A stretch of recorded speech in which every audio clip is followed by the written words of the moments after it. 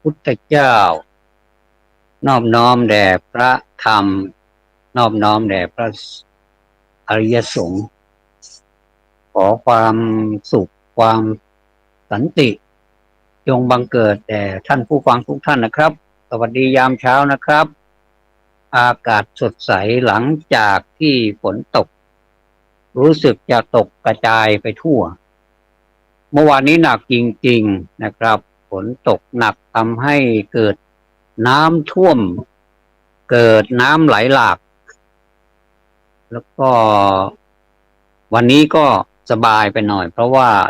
ช่วงนี้แดดออกแล้วนะครับเป็นอะไรที่ต้องระมัดระวังอยู่เสมอเพราะว่าไม่ว่าจะฝนตก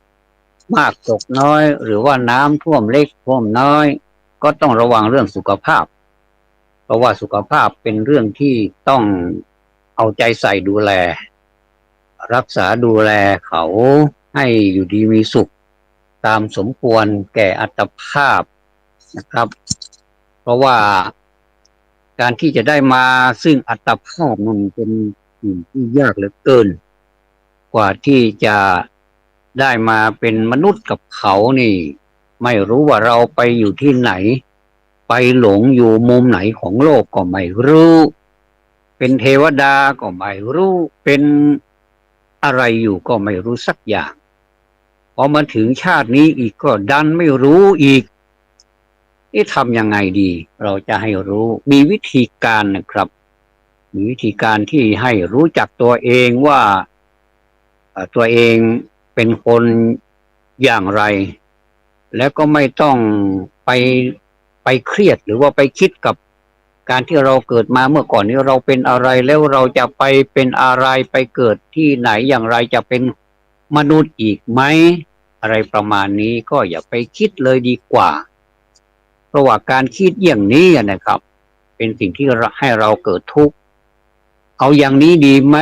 เรามาทำความดีกันดีกว่าความดีก็มีหลายระดับอาจจะเป็นความดีที่คนเข้าใจว่าในสมัยนี้คนที่ทำคุณงามความดีให้ทานให้อะไรที่ทำให้นะครับให้ทานให้บำเพ็ญประโยชน์แก่ประชาชนหรือปวงชนถือว่าเป็นคนดีมันก็ใช่นะครับแต่ว่าตามหลักพุทธศาสนาคนดีจริงๆนั้นนะครับท่านบอกว่าจะต้องมี3 อย่างที่ว่านี้ก็ไม่บิดพลิ้วไปไหนเมื่อไหร่ก็เป็น3 อย่างนี้อยู่ดีนะครับก็คือพระพุทธเจ้าท่านทรงสอนว่าให้มนุษย์ในโลกนี้นะควรที่จะทำอะไรและก็ไม่ควรจะทำอะไรนะครับก็คือไม่ควรทำ1 อย่างแล้วก็ควรทำ2 อย่างมันคืออะไรก็คือไม่ควรทำอย่างยิ่งก็คือทำบาปนะครับไม่ทำบาปแล้วไม่ควรทำอย่างไรบาปนี่มันเป็นอย่างไรไม่ควรทำก็คือท่านบอกว่าบาปทุกชนิดมันเป็นคล้ายๆกับว่าเป็นสารก่อมะเร็งในที่นี้เป็นมะเร็งในดวงใจเป็นอารมณ์เป็นจุดดำเป็นจุดดำในดวงใจเป็นจุดดำในตัวของเราในตัวของคนทุกมนุษย์ทุกสัตว์เพราะว่าแล้วมันจะเกิดขึ้นเมื่อไหร่ก็เกิดขึ้นได้ทุกขณะนะครับเกิดขึ้นทุกขณะอะไรก็ได้ที่มันจะทำให้เรามีจุดดำมันก็ขยันโดยที่ว่ามันไม่ได้ทำอะไรเลยแต่มนุษย์ไปคว้าเอามาเป็นเพื่อนก็คือกิเลสก็มี3เหมือนกันอันนี้ไม่เลยนะครับอันนี้โนเลยนะโนเลยก็คือไม่ควรไม่ต้องรับมาอาจจะมีหลุดรอดมาเล็กๆน้อยๆหรือว่าบางครั้งบางคราวก็ช่างมันแต่ก็ ถ้าพยายามทำให้มันหมดได้ก็เป็นสิ่งที่ดีมากดีที่สุดแต่ถ้ามันหลุดรอดมาก็ถือว่ามันเป็นเพื่อนเล่นกับเราก็แล้วกันมันเป็นอะไรที่เราจะต้องเอ่อเล่นสงครามกันตลอดนะครับโดยที่ว่าไม่มีวันหยุดนะสงครามนี่ในโลกนี้เราคิดว่าประเทศกอรบกับประเทศขอก็ถือว่าเป็นสงครามแล้วก็ลุกลามกันไปใหญ่เป็นสงครามโลกเนี่ยนะก็ถือว่ายังเป็นสงครามที่เป็นที่เป็นบางประเทศหรือว่าเป็นบางทวีปเท่านั้นเองแต่ว่าสงครามสู้กับกิเลสนี่มันร้ายเหลือเกินมันเล่นเอาเราสยบนะอะไรล้มลุกคลุกคลานกันไปตามกันที่ว่าเดือดร้อนทุกวันนี้ก็ไม่มีอะไรหรอกถ้ามนุษย์รู้จักรักษาจิตของตนไว้มันก็ไม่มีอะไรคือปัดออกไปจากร่างกายของเราเหมือนกับเราปัดสวะปัดสิ่งชั่วร้ายต่างๆออกจากตัวของเราไม่ต้องไปอธิษฐานอะไรไม่ต้องไปทำอะไรไม่ต้องไปบนบานศาลกล่าวอะไรแต่ว่าขอให้ทำ3อย่างนี้ก็คือไม่ทำบาปไม่ควรจะทำไม่ควรจะทำ1อย่างแล้วก็ควรทำ2อย่างไม่ทำบาปทั้งปวงเพราะว่าคำว่าทั้งปวงนี่มันครอบคลุมไปหมดเลยนะครับเพราะฉะนั้นนี่การไม่ทำบาปทั้งปวงนี้จึงเป็นการเริ่มต้นของการที่จะเคลียร์จุดดำนี้ให้ออกไปได้ถึงแม้ว่ามันจะไม่มากก็คือนิดเดียวก็ยังดีกว่าไม่ได้ทำนะเราขยันทำทุกวันทุกเวลาเมื่อมีโอกาสเราก็ทำไม่มีคำว่าไม่มีเวลาหรือว่าไม่มีคำว่าปฏิเสธนะครับการไม่ทำบาปนี่ดีที่สุดเลยครับอันดับต่อมาก็คือให้ทำทุกอย่างเลยให้ทำทุกอย่างก็คือการทำกุศลทั้งปวงเนี่ยอะไรก็ได้ที่มันเป็นกุศลที่มันเป็นบุญเป็นกุศลทำไปเถอะแล้วมันมีเงื่อนไขด้วยนะครับการทำกุศลการทำบุญนี้ไม่ใช่ว่าการทำบุญนี้จะต้องมีการบังคับจะต้องมีการตามกันไปเหมือนกับว่าถูกบังคับ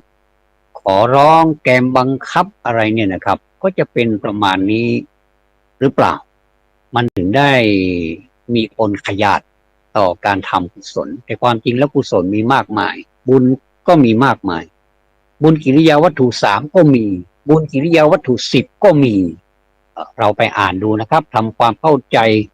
แล้วเราก็จะรู้สึกว่าในศาสนานี้มันไม่ได้อย่างที่เราคิดนี่นะมันเป็นอะไรที่เราจะต้องศึกษาอีกมากมายแล้วเราจะต้องทำความเข้าใจและก็ให้เป็นสัมมาทิฏฐินะไม่ว่าจะทำอะไรเนี่ยอยู่ในมรรคมีองค์8ทั้งนั้นเลยท่านเข้าไปในมรรคมีองค์8ท่านก็เราก็จะรู้ท่านก็จะรู้นะครับว่ามีอะไรเป็นสิ่งที่น่าศึกษาอีกไหมความจริงว่าผมว่ามันมีเยอะเลยแต่ว่าเรายังไม่ถึงยังเข้าไม่ถึงเป็นการดูถูกตัวเองหรือเปล่าก็ไม่ใช่ก็เอาเป็นว่าเราก็ยอมรับในความจริงว่าเราเดินทางมาถึงขนาดนี้แล้วอายุปูนนี้แล้วบางทีเราก็ถึงปัจฉิมวัยแล้วอย่างนี้นะครับไม่ว่าจะเป็นปูนไหนก็ตามปูนต้นก็ตามปูนกลางคนก็ตามหรือว่าปัจฉิมวัยเป็นวัยที่แบบว่าดูโลกมันนานมองทะลุปลุกโปร่งดูอะไรก็ทะลุไปหมด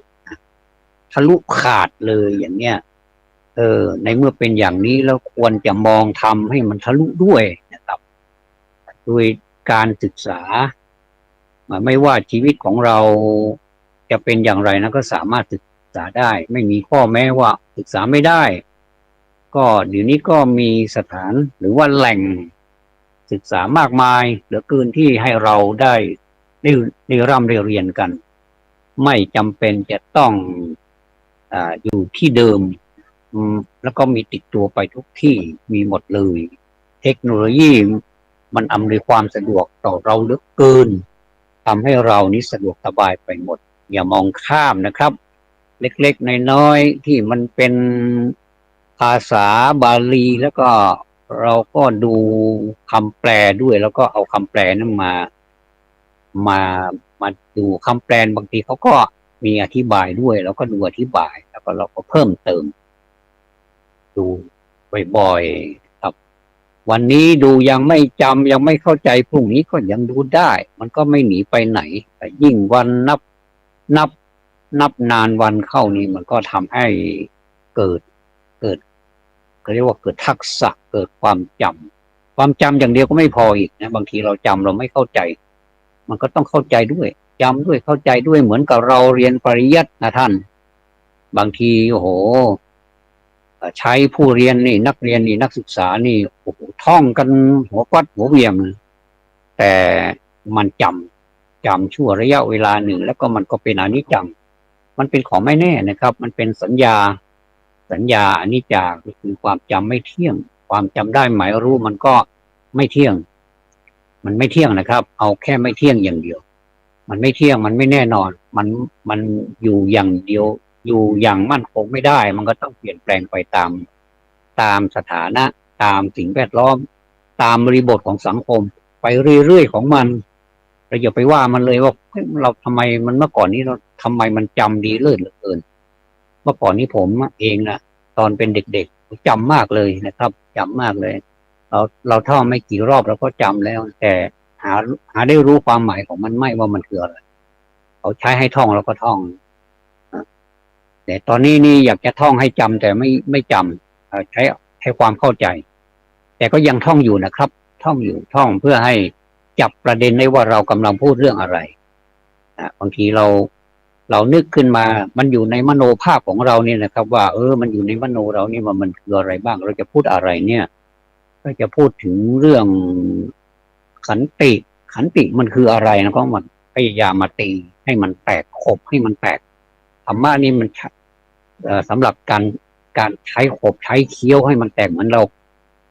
กินอาหารถ้ากินอาหารถ้าไม่ขบไม่เคี้ยวมันก็กินไปทั้งที่ไม่ได้ขมไม่ได้เคี้ยวเลยเนี่ยมันก็ไม่ไหวก็เพราะอาหารก็ทำงานหนักแล้วก็ดีไม่ดีก็จะเป็นโรคกระเพาะอาหารโรคลำไส้เป็นมะเร็งอีกครับจะต้องเคี้ยวจะต้องบดต้องเคี้ยวให้มันละเอียดแล้วก็กลืนลงไปฉันใดก็ฉันนั้นนะครับการเรียนปริยัตินี่ผมก็รู้สึกผ่านมานานพอสมควรนะครับอันนี้พูดวิจารณ์ตัวเองนะว่ามันจำแล้วมันได้อะไรมันก็ได้นะครับได้ในส่วนของความจำแต่ความเข้าใจนั้นเรายังมีเปอร์เซ็นต์น้อยเหลือเกินพอเรามาถึงวัยนี้เราก็มานึกได้นะครับว่าความจำนี่มันก็ดีแต่ว่ามันเป็นส่วนหนึ่งของกระบวนการศึกษาการศึกษาเล่าเรียนมันก็หนีไม่พ้นความจำเมื่อก่อนนี้เราเป็นนักเรียนนี่ครูก็สอนให้เราท่องสูตรคูณนะครับสูตรคูณนี่แม่ไหนที่มันแบบง่ายที่สุดก็คือ212นี่มันง่ายครับแล้วก็พอขึ้นแม่3แม่4แม่5ไปเรื่อยๆมันก็ยากขึ้นไปเรื่อยๆ5ก็5 1 5 5 2 4 5 3 4 5 4 20อันนี้มันก็ไม่ยากแล้วนะครับละ12ละ12 1 12 12 2 24 12 3 36มันก็ไม่ยากพอขึ้นเยอะไปนี่รู้สึกมันจะต้องท่องให้จำต้องให้จำแล้วแทนที่เราจะมาบวกมันหลายบวกมันก็เลยใช้สูตรของแม่ครูสูตรของคูณเนี่ยเข้าไปใช้แทนอย่าง25 คูณ 2อย่างเงี้ยถ้าเรา25บวกเอา2นี่มาบวก25บวกกันไปมันก็ยาวใช่ไหมครับจะใช้สูตรบวกไม่ได้มันต้องใช้สูตรคูณก็25 2 ก็50ใช่ไหมครับสอง25สองสอ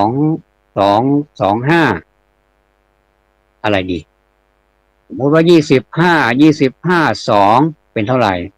ถ้าถ้าเราบวก25 2เป็น50ใช่ไหมครับถ้าสมมติว่าเป็นคูณ25เอา2คูณ5เอา2คูณ5ได้เท่าไหร่แล้วก็ทดไว้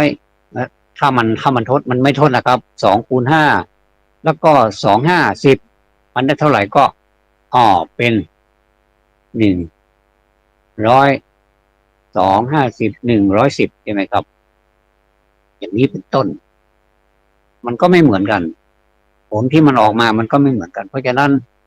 การคูณนี่ก็เหมือนกับเราท่องให้มันจำมันเป็นบทที่ท่องจำเมื่อก่อนนี้เป็นภาษาไทยที่สอนบัดนั้นพระยาอะไรนะบัดนั้นพระยาอะไรจำไม่ค่อยได้แล้วมันนานหลายปีแล้วกันเห็นพระองค์ทรงโศกโศกีอสุรีกราบลงที่บาทาทูลว่าพระรักสุริยวงศ์ยังไม่ปลงชีวางสังขา เนี่ยมันก็เนี่ยความจำมันก็ไม่เที่ยงนะครับมันก็ลืมไปนอกจากว่าเราจะไปค้นคว้ามาแล้วก็เอามาทบทวนนี้เนี่ยอาจจะได้อยู่ก็สนุกดีนะครับสมัยก่อนเรียนภาษาไทยสนุกดีเอาเขียนตามครูบอกนะย่อหน้าอย่างเนี้ยนะครูก็บอกก็ย่อหน้าไม่ใช่บอกท่านบอกว่าย่อหน้าแล้วก็ไปติดบรรทัดมันก็ไม่ถูกนะก็ผิดไม่ได้คะแนนย่อหน้าเขียนคำว่าโรงเรียนของเราก็เขียนโรงเรียนของเราเขียนครึ่งบรรทัดนะเนี่ยบรรจงครึ่งบรรทัดอย่าไปวัดไม่ใช่เต็มบรรทัดถ้าบอกว่าเต็มบรรทัดเราก็เต็มบรรทัดถ้าครึ่งบรรทัดเราก็ครึ่งบรรทัดโรงเรียนของเราเป็นสถานที่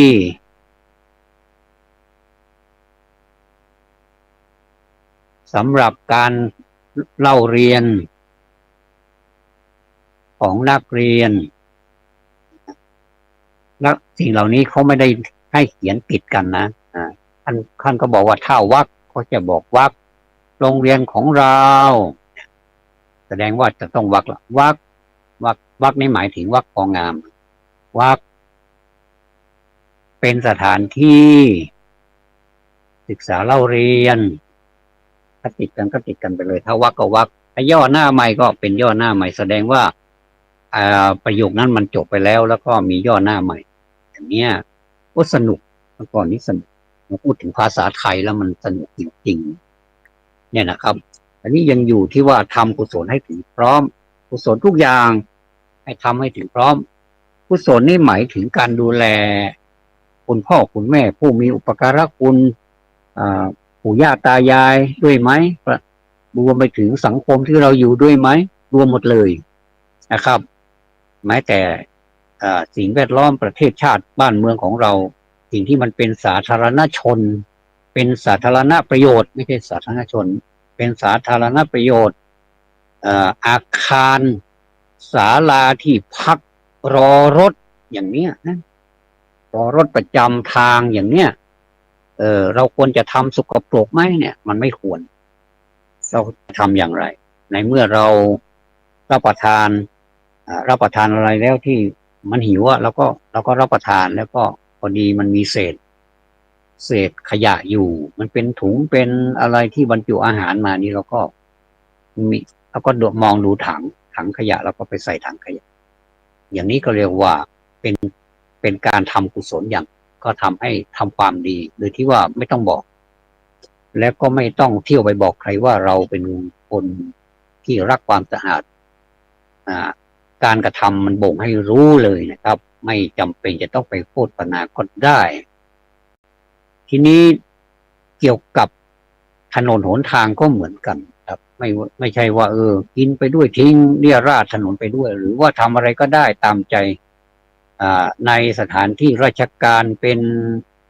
สมมติว่าอย่างเทศบาลอบตอะไรก็ตามยกตัวอย่างอย่างนี้เป็นต้นพอเราเสร็จธุระของเรานี่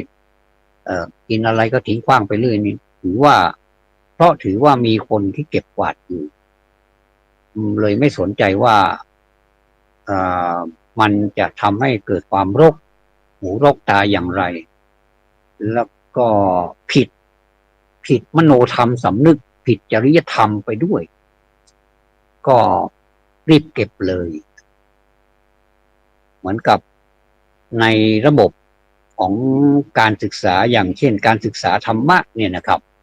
การศึกษาธรรมะนี่สอนคนให้รู้จักรับผิดชอบตัวเองเวลารับประทานแล้วก็ต้องเขามีอ่างล้างนะครับอ่างล้างชามอ่างล้างภาชนะที่เราใส่อาหารมารับประทานแล้วก็นำไปล้างเองแล้วก็เขาก็จัดเป็นที่เป็นทางให้อันนี้น้ำแรกน้ำที่อันดับแรกจริงๆมันก็คือเศษอาหารนะครับแล้วก็ไปล้างน้ำให้มันเศษอาหารออกไปก่อนแล้วก็ล้างล้างด้วยน้ำยาล้างจานแล้วก็ไปสู่น้ำที่สองน้ำที่สามน้ำที่สามนี่บางที่นะครับบางที่เขาก็มีมะกรูดนี่เอามาหั่นเอามาผ่าแล้วก็เอาใส่ไปด้วยมันก็หอมแล้วก็เป็นการทำลายสารที่มันติดอยู่ในจานในแก้วในภาชนะของเรานั้นได้ด้วยเพราะเป็นสิ่งเปรี้ยวนะครับแล้วก็มันมีสรรพคุณในการรักษาสุขภาพแล้วก็กลิ่นมันก็หอมเนี่ยมะกรูดนี่นะกลิ่นก็หอมก็นิยมใช้กันพูดถึงเรื่องนี้แล้วมันก็อดไม่ได้ที่จะบอกว่าเขาทำกันที่ไหนอันนี้ผมยกตัวอย่างเลยแล้วก็เห็นด้วยไม่ใช่ว่าเรามาพูดเองนะครับไม่เชื่อก็ไปดูนะครับแล้วก็คือสถาบันพลังจิตานุภาพนะครับก็จะมีโรงครัวอยู่พลังสถาบันจิตานุภาพอันนี้เอาสาขาวัดอรัญญวิเวกนี่เลยดีกว่าครับสาขา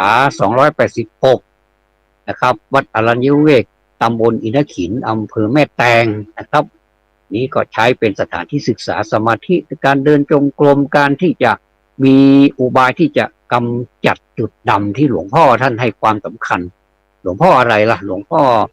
อพระอาจารย์หลวงพ่อวิริยังสิรินทโรนะครับวิริยังสิรินทโรหรือเราเรียกเต็มในราชทินานามของท่านก็คือเจ้าประคุณสมเด็จพระยานวชิรดมนะครับซึ่งเป็นผู้ที่ก่อตั้งสถาบันเป็นผู้ที่เขียนตำราให้พวกเราได้ดูความจริงของเราความจริงว่าการทำสมาธิทำอย่างไรเริ่มต้นที่ไหนเดินจงกรมอย่างไรอธิษฐานอย่างไรแล้วก็แผ่เมตตาแบบไหนอะไรนี่นะครับก็สนุกนะครับโรงครัวที่ว่านี่ก็เป็นสถานที่ทำอาหารแล้วก็มีโต๊ะมีอะไรรับประทานกันนะครับมีห้องอาหารเป็นห้องอาหารแบบพอดีพองามว่าสวยดีนะก็อย่างว่านะครับสำหรับภาชนะที่ล้างก็อย่างที่ผมนำเรียนเมื่อสักครู่นี้นะครับว่ามีการล้างแบบน้ำสุดท้ายที่จะล้างชามล้างถ้วยก็คือน้ำมะกรูดนะครับอันนี้ก็ยังอันนี้ยังไม่ใช่อย่างเดียวนะครับมีการสอนด้วยสิมีการสอนโดยที่ว่าครูบาอาจารย์ที่ท่านมีความชำนาญในเรื่องของการเดินจงกรมสมาธิเนี่ยจะมาอธิบายให้ฟังด้วยความเมตตาผลัดเปลี่ยนหมุนเวียนกันไปนะครับแล้วก็ได้กัลยาณมิตรไปด้วยผู้คนก็ยิ้มแย้มแจ่มใสเจอกันก็สวัสดีทักทายกันด้วยธรรมะเป็นกัลยาณมิตรเอาละไหนๆก็บอกแล้ววันที่9นี่ถ้าผู้ใดมีความสนใจที่จะเรียนหลักสูตรวันเดียวก็ยังไม่ถึงวันเลยนะครับก็ประมาณ3 ชั่วโมง9 โมงถึง12 โมง พูดเป็นเหมือนภาษาปากใต้พอเที่ยงนี้เขาเรียกว่า12 โมงปากใต้นะครับผมไปอยู่หาดใหญ่มาว่ากี่โมงแล้วนี่เขาบอกว่า12 โมงแล้วก็งงไหม12 โมงเขาพูดตรงตัวนะ12 โมงก็คือเที่ยงวันนะครับถ้าเป็นกลางคืนก็ว่าไม่ใช่24 โมงก็เป็นเที่ยงคืนเหมือนกันครับแต่ละที่แต่ละทางมันก็ไม่เหมือนกันแต่ว่าจุดหมายของการบอกก็เหมือนกันนาฬิกามันก็ชี้เข็มมันก็ชี้ตรงนั้นแต่ว่าการบอกสื่อไม่เหมือนกันครับอันนี้ก็ไปเรียนได้นะครับวันที่9ที่จะถึงนี้เรียกว่าเป็นหลักสูตรระยะสั้นเป็นหลักสูตรที่ทำความเข้าใจเป็นหลักสูตรที่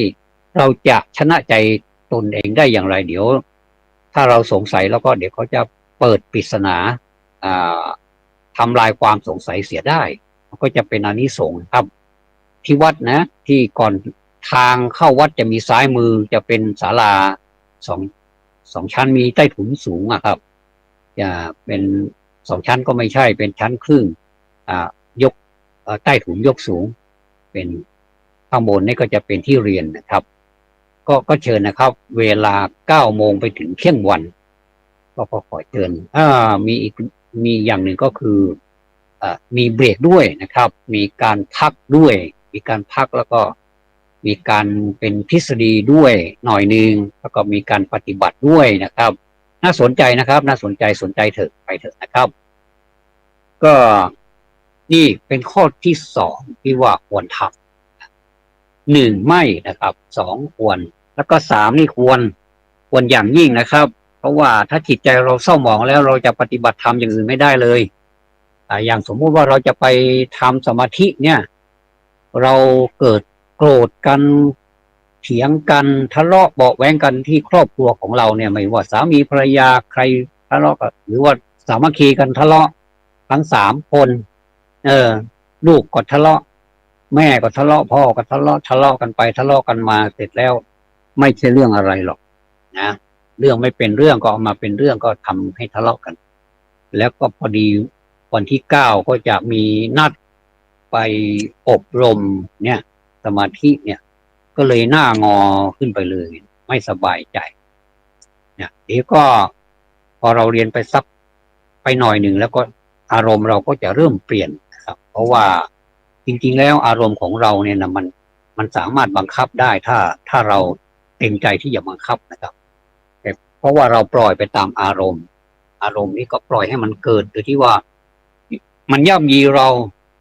ทำให้เรานี่ไม่เป็นผู้เป็นคนไม่เป็นชิ้นไม่เป็นอันไม่มีเหตุไม่มีผล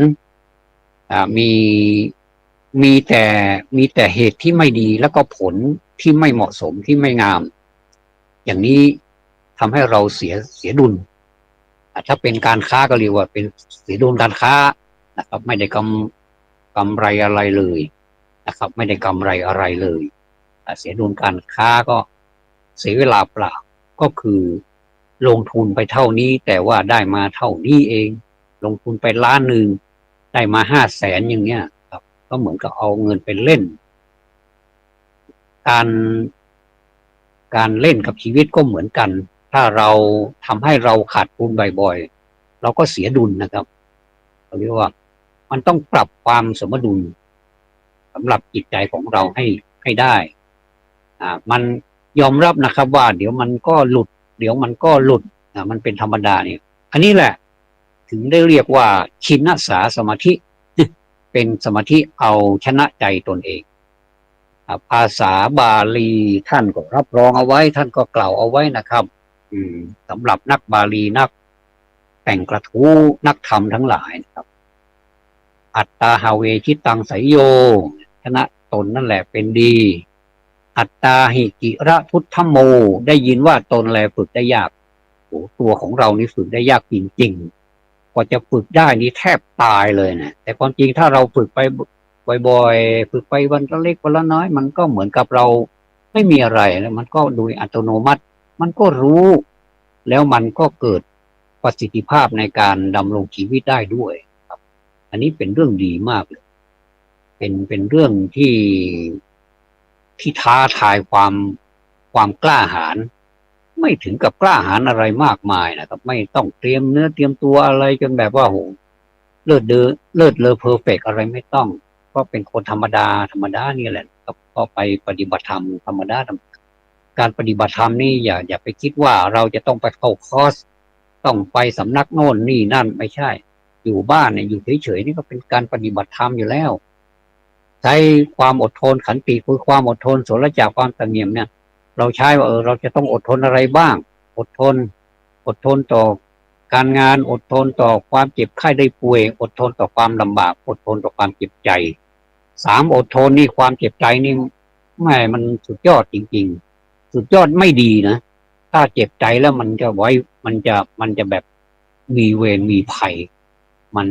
จะไม่สงบ ไม่มีความไม่มีความสุขมีความทุกข์อยู่ตลอดแต่ถ้าสมมติว่าเราก็หัดปรงซะมั่งบอกว่าไม่เป็นไรหรอกทำเล่นๆไปอย่างนั้นโกรธก็โกรธเล่นๆอะไรประมาณนี้ถ้าทำทางให้มันตลกมั่งอย่างเราวิ่งรถบนถนนเนี่ยนะครับวิ่งรถบนถนนเวลาที่รถมันวิ่งไปเนี่ยมันก็ย่อมจะมีผู้คนมันเยอะครับลูกหลายพ่อหลายแม่คนหลายพ่อหลายแม่เรารถก็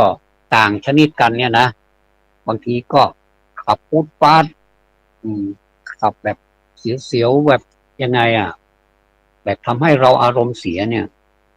เราก็ถ้าจะพูดแบบจะแช่งชักหักกระดูกเนี่ยมันก็ไม่เป็นไรเพราะเขาก็ไม่ได้ยินแต่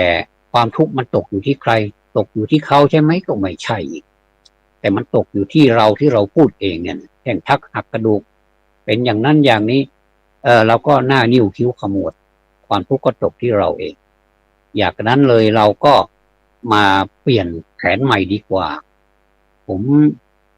มขับรถทางไกลผมจะให้อารมณ์มันดีไปตลอดทางทั้งที่บางทีก็มันก็แวบเหมือนกันนะครับว่าอยากจะแช่งมันเหลือเกินทำไมมันเป็นอย่างนี้นะทำไมมันจะต้องมาเล่นแบบยังไงเล่นกับความตายบนท้องถนนเนี่ยมันไม่ใช่ว่าจะเกิดผลแก่เขาอย่างเดียวแต่มันมาเล่นกับเราด้วยเนี่ยนะก็รู้สึกเคืองเหมือนกันนะโกรธเหมือนกันแต่ว่าก็ไม่มีประโยชน์อะไรเลยผมว่าใช้อะไรว่าเราใช้โอกาสพลิ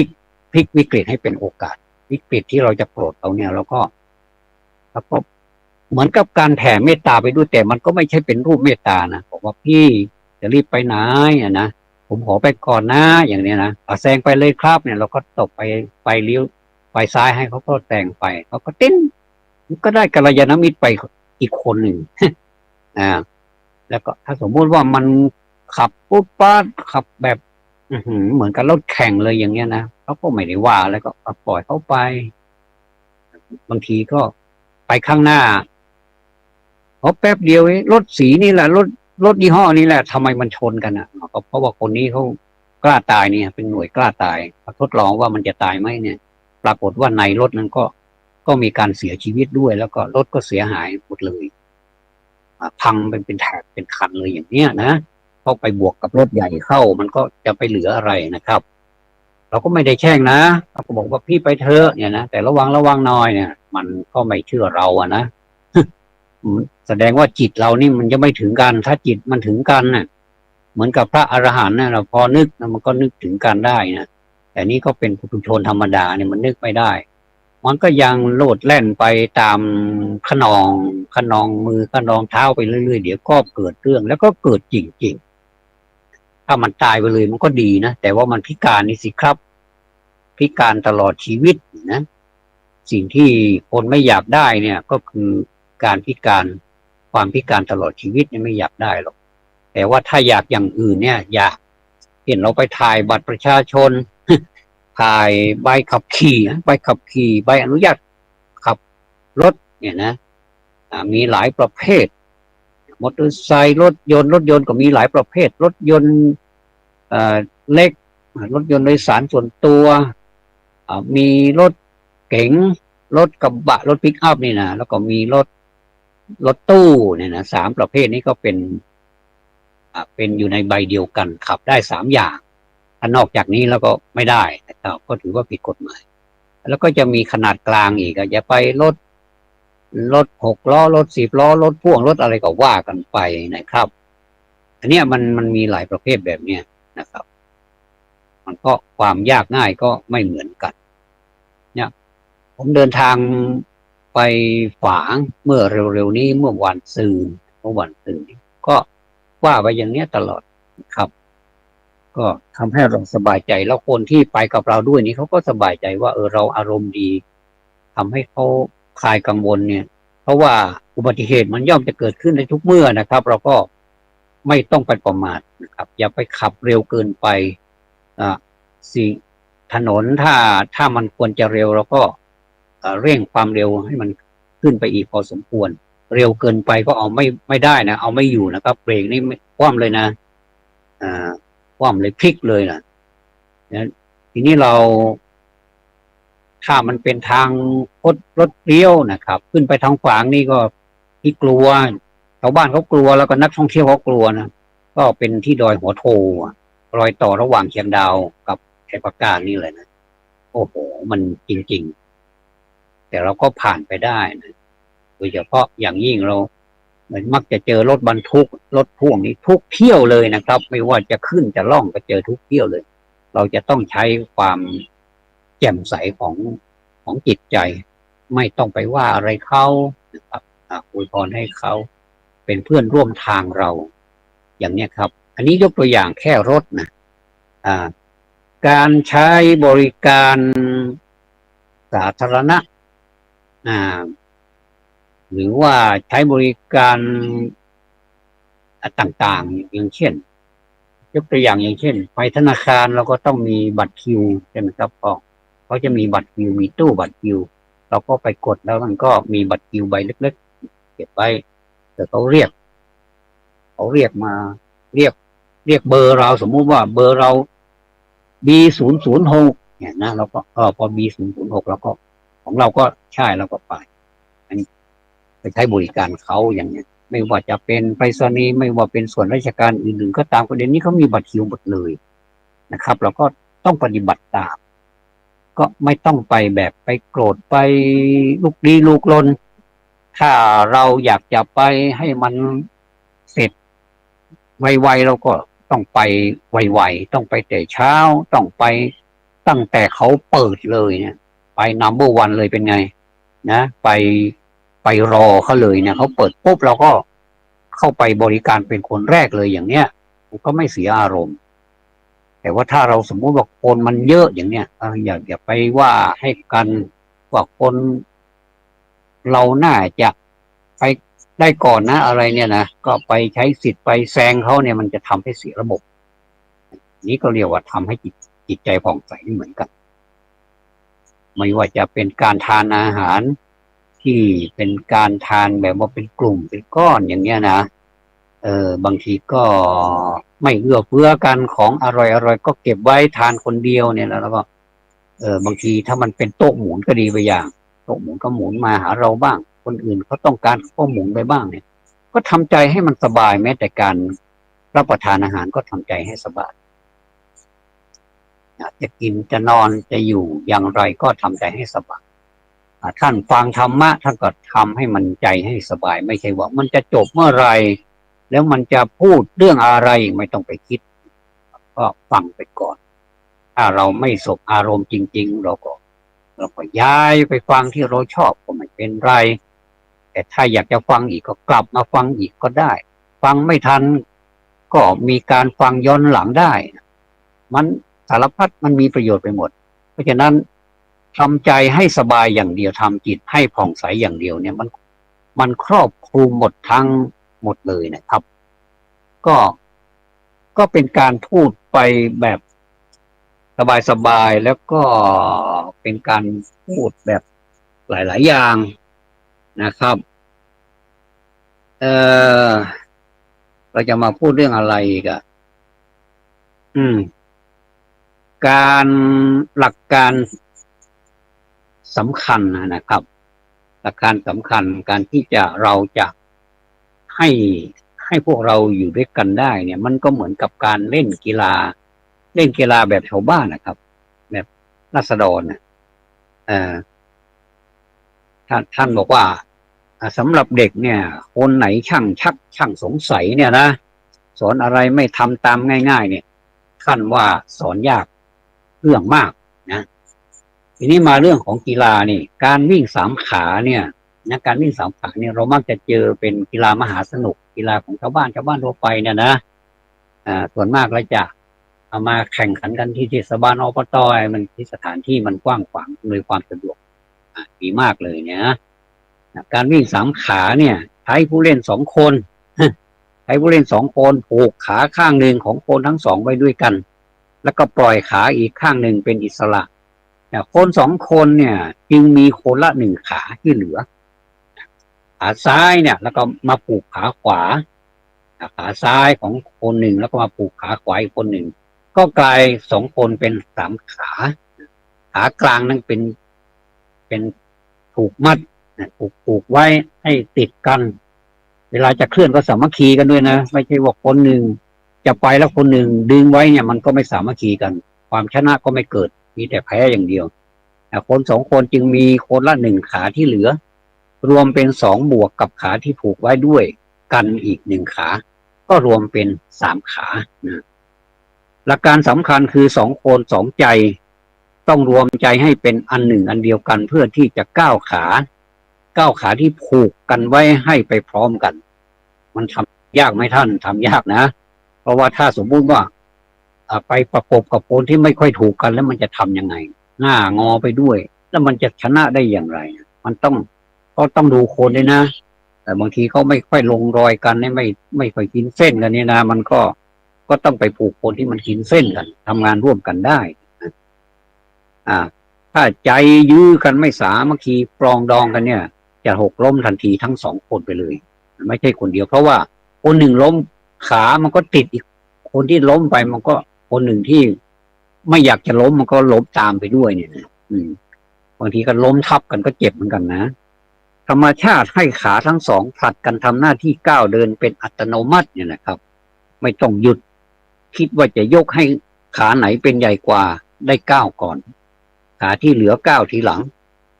เมื่อใดนะครับที่มนุษย์จะตั้งใจให้ขาทำงานผิดธรรมชาติเนี่ยต้องฝึกหัดกันยกใหญ่เลยนะครับดูอย่างแถวทหารนั่นเป็นไร ก็จะให้คนตั้งร้อยตั้งพันก้าวเท้าขวาซ้ายพร้อมกันตามจังหวะเนี่ยฝึกซ้อมกันแทบจะล้มประดาตายเลยใช่ไหมครับนางเสือนี่เคยมีสี่ขาเหลือสามขาไม่ลำบากใจจัดการให้หนึ่งขาที่เหลือรับน้ำหนักตัวให้มีสมดุลได้สบายไม่ต้องห่วงขาที่เคยคู่กันเพราะใจยังเป็นดวงเดียวดวงหนึ่งดวงเดียวเป็นหนึ่งเดียวนะหญิงชายที่แต่งงานกันเปรียบได้กับการวิ่งสามขาครับสุภาพสตรีสุภาพบุรุษแต่งงานกันเนี่ยจะเหลือสามขานะท่านต้องการเวลาที่จะฝึกหัดเพื่อให้วิ่งคล่องไปสู่ความสำเร็จในชีวิตคู่แต่เดิมมาคนไทยนิยมว่าการแต่งงานคือการหล่อหลอมคนสองคนให้เป็นคนเดียวกันส่วนใหญ่แล้วผู้หญิงมักเป็นฝ่ายหายตัวเข้าไปรวมอยู่กับผู้ชายออกหน้าออกเสียงจะให้คนสองคนสี่ขารวมกันให้เหลือสามขาเอาเปรียบกันเกินไปท่านจะให้ฝ่ายชายหายตัวไปนะครับให้ฝ่ายหญิงออกหน้าในความจริงก็มีนะสังคมก็ติว่าผู้หญิงทำเกินไปไม่งามและไม่เป็นสิริมงคลท่านว่าให้ผู้ชายเดินหน้าผู้หญิงตามหลังสัก3 ก้าวอันนี้กำลังงามเลยเพราะว่าไว้อย่างนั้นว่ากำลังงามเลยนะเราผู้ชายเอาเปรียบเขาไม่เนี่ยนะครับประธานาธิบดีนะครับอันนี้เป็นผู้บริหารสูงสุดของต่างประเทศประธานาธิบดีขอต่างประเทศนะครับสาบานตนเข้ารับตำแหน่งไม่ทราบว่าสามีอยู่ตรงนั้นด้วยหรือเปล่าอาจอยู่ใกล้ๆแต่ไม่มีในรูปไม่เหมือนกับการสาบานตนเข้ารับตำแหน่งของประธานาธิบดีสหรัฐพูดได้เลยพ่อแม่ลูกเมียอยู่พร้อมหน้าผู้ชายเป็นใหญ่ยอมให้ลูกเมียเสนอหน้าอย่างมีศักดิ์ศรีเสมอต้นเวลาผู้หญิงเป็นใหญ่ไม่ใครเคยเห็นว่าผู้ชายยอมรับเป็นพลเมืองภายใต้การนำของภรรยาอันนี้ก็เขาเรียกว่าเป็นอีโก้สูงเหลือเกินอยู่คนเดียวแสนสบายจะนึกคิดหรือทำการใดๆไปไหนก็คล่องตัวไม่ต้องกังวลถึงความคิดของผู้อื่นสองขาของเรานี่แหละเป็นอิสระถ้ารักอิสรภาพ100%นะครับในชีวิตคู่ก็อย่าแต่งงานถ้าต่างคนต่างยึดอิสรภาพเป็นสรณะอยู่กันไม่ยืด2 คนมี4 ขาต่างคนต่างไปมันง่ายดีนะครับ2 คน3 ขาน่าจะดีนะ1 ขาให้แก่น่าจะดี1 ขาเนี่ยให้แก่กันและกันอีก1 ขา ยังคงครองไว้เป็นของตนอิสรภาพอันใดที่ให้แก่กันได้สละให้เพียงครึ่งอีกครึ่งเหลือไว้ให้แก่ตัวเองเพื่อความพอใจในความเป็นตัวตนเท่ากับว่าเข้าร่วมหุ้นในบริษัทเดียวกันนะครับผู้ถือหุ้นมีศักดิ์และสิทธิเสมอกันได้กำไรได้ด้วยกันขาดทุนก็ขาดทุนด้วยกันค้าขายด้วยกันขาดทุนด้วยกันไม่เป็นไรไม่มีใครว่ากันครับสามีภรรยาเป็นเพื่อนสนิทกันอยู่แล้วนะครับเพื่อนย่อมไม่เอาเปรียบเพื่อนนะมีเพื่อนเอาไว้ไม่เสียหายนะครับอย่างที่ท่านว่าคนเดียวหัวหายสองคนเพื่อนตายมีเพื่อนไปดูหนังดูละครด้วย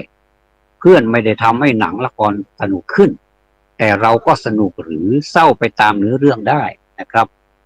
เพราะถ้าจะหัวเราะหรือร้องไห้ก็มีเพื่อนอยู่ข้างๆอย่างน้อยที่สุดเขาก็มีทิชชู่มีผ้าเช็ดหน้าไปซับน้ำตาเราบ้างก็ยังดีนะครับเขาจะรับรู้ความรู้สึกและจะแคร์กับความรู้สึกของเราหรือไม่ก็ไม่สำคัญนะครับเรามีผ้าเช็ดหน้าเราก็เช็ดเองได้นะครับไม่ใช่หญิงนะไม่ใช่สอนให้หญิงนะแต่ว่าถ้าเทคแคร์กันมันก็ดีนะครับก็เป็นการสร้างความสัมพันธ์กันแน่นแฟ้นยิ่งขึ้นสำคัญตรงที่เขาอยู่เป็นเพื่อนดูกับเราเท่านั้นผูกพันเอาไว้เป็นสามขาก็มีประโยชน์ตรงนี้นี่เองครับคนก็ไม่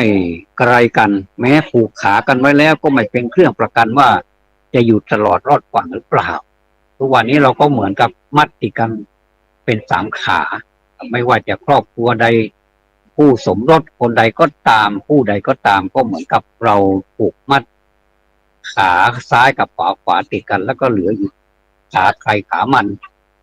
นะครับก็รวมแล้วก็เป็นสามขาคิดเท่าไรก็เหลือสามขาจริงๆอีกขาหนึ่งดันถูกไปผูกกับอีกขาหนึ่งนะแล้วก็พยายามปลดขาออกกันได้ในที่สุดสำหรับบางคู่นะครับการแยกออกจากกันเป็นคุณเหมือนนางเสือถูกตัดขานะครับใครจะสบายขึ้นหรือทุกข์ทวีเป็นเรื่องของแต่ละคู่อันนี้ก็เป็นเรื่องของสิทธิส่วนบุคคลว่าจะโดนมัดขาหรือเปล่าบางคนก็อยู่กันแบบสบายๆไม่ต้องมีภาระผูกพันนะครับก็อยู่ดูใจกันไปก่อนบางคนดูใจกันเป็น5 ปี10 ปีก็ยังมีเลยครับดูใจไปนานนะครับ ก็แล้วแต่จะดูใจจะดูอะไรก็ตามสบายแต่คนสมัยก่อนแต่งงานกันนี่ก็ไม่ต้องมีอะไรกันมากผูกสมัครรักกันนะครับถูกมัด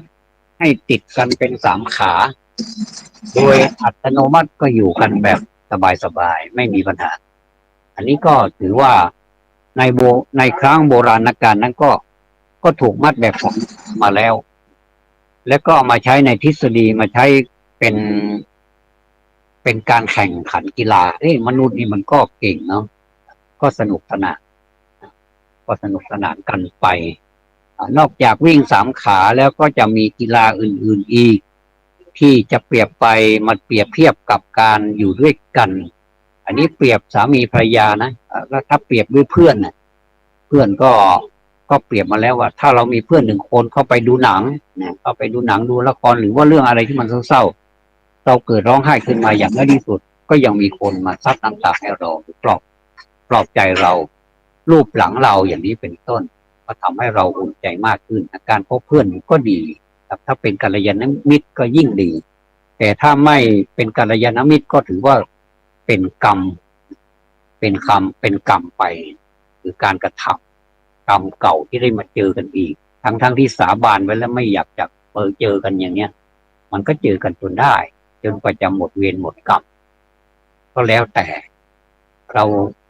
วันนี้ผมได้นำเรียน1 อย่างไม่ต้องทำ2 อย่างก็คือ1 อย่างก็คือการไม่ทำบาปไม่เลยทั้งปวงนะครับวงเล็บทั้งปวงด้วยแล้วก็2 อย่างที่ต้องทำก็คือการทำกุศลทุกอย่างที่ยกตัวอย่างนะครับ ว่าไม่จำเป็นจะต้องลงทุนเป็นสิ่งของหรือว่าตัวเงินไปตลอดไม่ทรัพย์สมบัติมันก็มีประโยชน์พูดถึงว่าใครก็อยากได้ใครก็อยากมีใครก็อยากให้แต่ว่าถ้าไม่มีแล้วทำไงก็มีวิธีมีหนทางมีธรรมะหลายข้อที่สามารถทำได้แล้วก็มีความสะดวกสบาย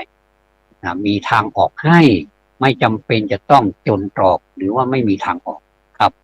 เพราะฉะนั้นบุญกิริยาวัตถุผมยกตัวอย่างบุญกิริยาวัตถุมี3อย่างน้อยนะ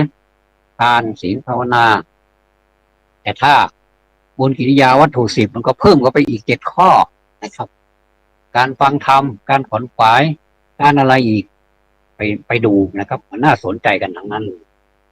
ถ้าเราสนใจแล้วเราไปอ่านดูเราไปดูแล้วมันเกิดความปิ๊งขึ้นมาเราก็สามารถที่จะเอามาปฏิบัติได้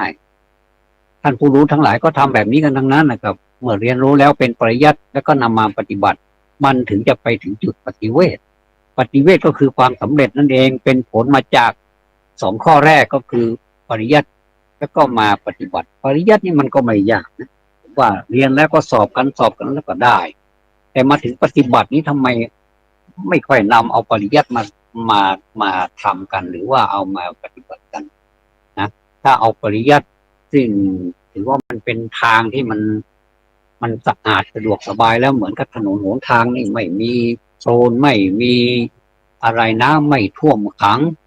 หรือว่าเป็นหลุมเป็นบ่ออะไรเนี่ยนะปริยัตินี่เหมือนกับว่าไปปูทางให้แล้วโอ้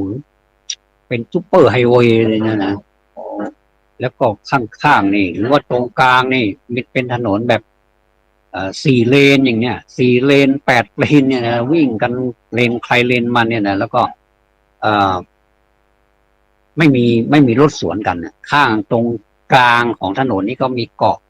ะกลางด้วยแล้วก็มีการปลูกต้นไม้ยาวเหยียดนะไปบางจังหวัดนี่มันเพลินเหลือเกินแล้วก็ขับรถไปด้วยแล้วก็มองต้นไม้ไปด้วยโอ้มันมีความสุขเดี๋ยวก็จากจังหวัดหนึ่งไปถึงจังหวัดหนึ่งแล้วมันเร็วใช่ไหมครับก็อันนี้ก็เหมือนกับการปริยัติเนี่ยก็เหมือนกับว่าเขาปลูกต้นไม้อำนวยความสะดวกให้เราอาจจะไปเจอปัญหาอะไรบ้างในระหว่างทางก็เป็นได้อันนี้ก็เหมือนกับจิตใจของเราถ้าไม่อดทนจริงๆเราก็จะเป็นอุปสรรคละนะครับเพราะฉะนั้นเราก็อย่าให้เป็นอุปสรรคไม่ได้มันจะอย่าไม่ให้เป็นไม่ได้มันก็ต้องมีเป็นธรรมดาในเมื่อเราคิดเป็นธรรมดาก็ถือว่าเป็นเกมการแข่งขันเป็นเกมกีฬาเล่นๆสบายๆนะครับแล้วก็2อย่างที่ทำก็คือทำจิตให้เป็นกุศลนะครับแล้วก็อย่างที่3ก็คือใช่อย่างที่3ก็คือทำใจให้สบายให้แบบผ่องใสนะครับคือตลอดเวลานะครับทำยังไงมันก็ทำไม่ได้ก็ต้องบังคับให้มันทำและก็ข้อบังคับของมันก็คือถ้าเราทำไม่ได้จริงๆจิตเราไม่นิ่งจิตเราไม่มันดิ้นรนอยู่ตลอดเวลาแล้วก็ไปทำสมาธิทำได้ที่ไหนล่ะโอ้มีเยอะแยะแต่ถ้าจะไปวัดอรัญญวิเวกแม่แตงก็สะดวกดีนะก็ไปเถอะนะครับเลี้ยวเข้าไปนิดเดียวเองนะครับที่เราจะไปเมืองแกนที่เทศบาลเมืองแกน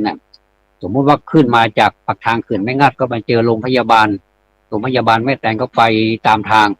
ก็จะมีทางชี้เข้าไปทางขวามือนะครับวัดอรัญญวิเวกวัดอรัญญวิเวกที่มีรูปหลวงปู่เปลี่ยนอดีตเจ้าอาวาสนะเห็นชัดๆยิ้มนะท่านก็เลี้ยวเข้าไปเลยโอ้ไม่ผิดหวังครับวันนี้เวลาหมดแล้วขอนำรายการจากลาท่านผู้ฟังไปก่อนนะครับจนกว่าเราจะพบกันใหม่ในโอกาสต่อไปขอความสุขความสวัสดีจงมีแด่ท่านผู้ฟังทุกท่านธรรมะสวัสดีครับ